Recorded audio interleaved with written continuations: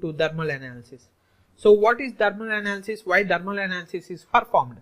So thermal analysis is nothing but we are going to study the effect of temperature on the performance of the product. So what happens if there is a temperature change, if there is a temperature that is being applied on a product, what does this temperature load cause to the performance of the product? That is what we are going to study in the thermal analysis. For example, if there is a manufacturing company and we want to design a boiler for that manufacturing company, what happens? We need to study up to which temperature does this boiler is going to withstand and under what circumstances this particular boiler is going to explode. So what happens if we are going to perform this analysis? This will help the company in developing a water boiler which is more robust and it can resist high temperatures as well as heat. Without performing thermal analysis, what happens? We cannot predict the behavior of this particular boiler, which is not a reliable thing. Then these are the different symbols that have been used in the further slides. Coming to mechanisms of heat transfer. Heat transfer can be, you see, the transfer of heat can occur in three different modes. First mode is the convection, second one is the convection, third one is the radiation. So coming to the first mode, convection. So convection is nothing but when two bodies are in contact, let us say solid bodies are in contact, what happens due to the direct molecular collision, the heat transfer is going to occur between these two bodies, which may be called as a conduction. So what happens if there is a physical contact between two bodies, the heat is going to be transferred between these two bodies and this mechanism is known as conduction. Then coming to convection. So if the heat transfer is going to occur from one material to another material through a medium like air or water or a fluid medium, then it can be called as a convection. So what happens if there are two bodies with a distance between them, then the heat is being transferred from the body A to the air and then the temperature is being transferred from the air towards the body B, then this is a phenomenon of convection.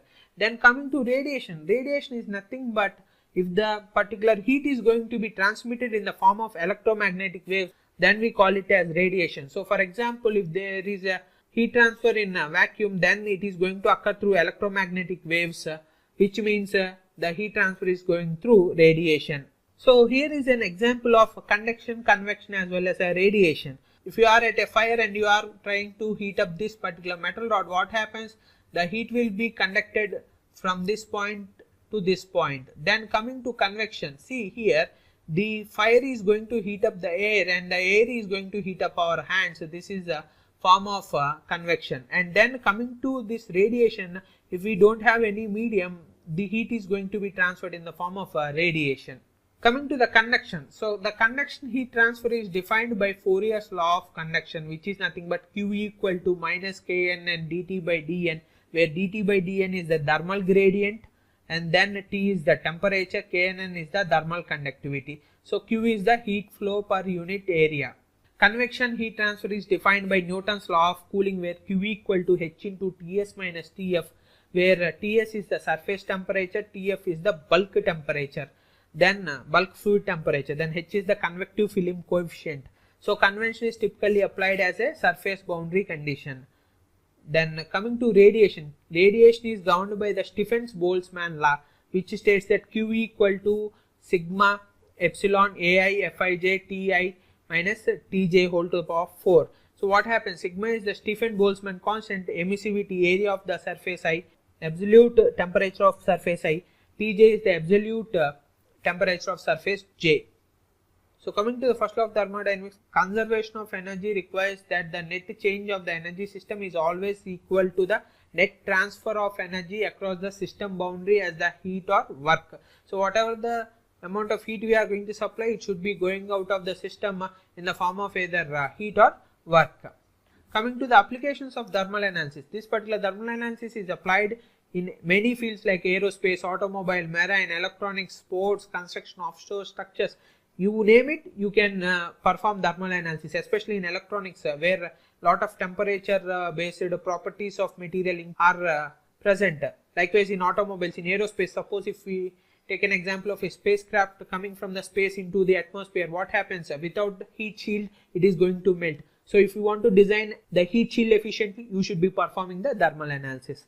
all the fields where FEA is applied for studying the temperature distribution or temperature effect on the performance of the product, the starting point will be steady state thermal analysis. You cannot avoid this steady state thermal analysis. As like a static structural analysis, which has to be performed first, and based upon the performance in that only we are going to go further for say dynamic analysis or advanced transient analysis. Likewise, when we are studying the temperature effects or heat effects, we are going to study steady state thermal analysis first, and based upon the results only we are going to go for the transient analysis and others advanced analysis.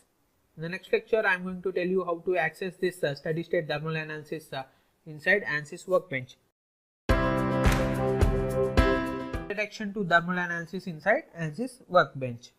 In this lecture, I am going to tell you how you can access thermal analysis inside ANSYS Workbench. So, accessing thermal analysis. So, you go to the analysis system, you are going to select the steady state thermal analysis and you are going to drag it and place it on the project schematic. Then, coming to the basic equation of thermal analysis, it is nothing but KT into T equal to Q of T. And what are those assumptions? So, we don't have any transient effects that are considered. K is constant and this particular K matrix is a function of temperature. Q is constant and Q is a function of temperature, and fixed temperature represents the constraints on the systems. So what happens, as like in the displacements that define the constraints in a structural analysis, here the temperatures heat generated are the constraints to the body. Then coming to the geometry, you can use solid as well as surfaces as well as line bodies. That means you can use 1D bodies, 2D bodies as well as 3D bodies for performing thermal analysis. Then coming to shells or 2D bodies, the temperature may vary over the surface only. If the temperature is varying throughout the thickness of the shell, it cannot be modeled as a 2D problem. Likewise, if we take the line bodies, if the temperature is going to vary along the length, it is okay. But if it is varying along the thickness, no, we cannot take this assumption as a line body, and we need to perform that simulation in 3D only. Then coming to contacts, there are different contacts that are automatically generated by the software itself, which allows for the transfer of the heat in assemblies between the parts in assemblies.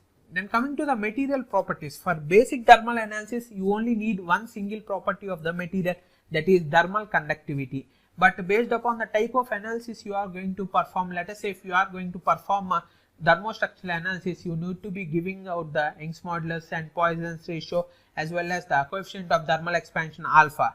So based upon the analysis, you need to give the properties. For basic steady state thermal analysis, you need to be providing only thermal conductivity as an input in the engineering data application inside ANSYS Workbench. What are the different loading and boundary conditions? So what happens is the loading conditions and the boundary conditions include temperature, internal heat generation, as well as flux, then radiation, convection conditions, etc. So what happens is inside thermal analysis, we can either provide temperature or heat flux or internal heat generated or convection boundary condition or radiation conditions as the loads and the boundary conditions.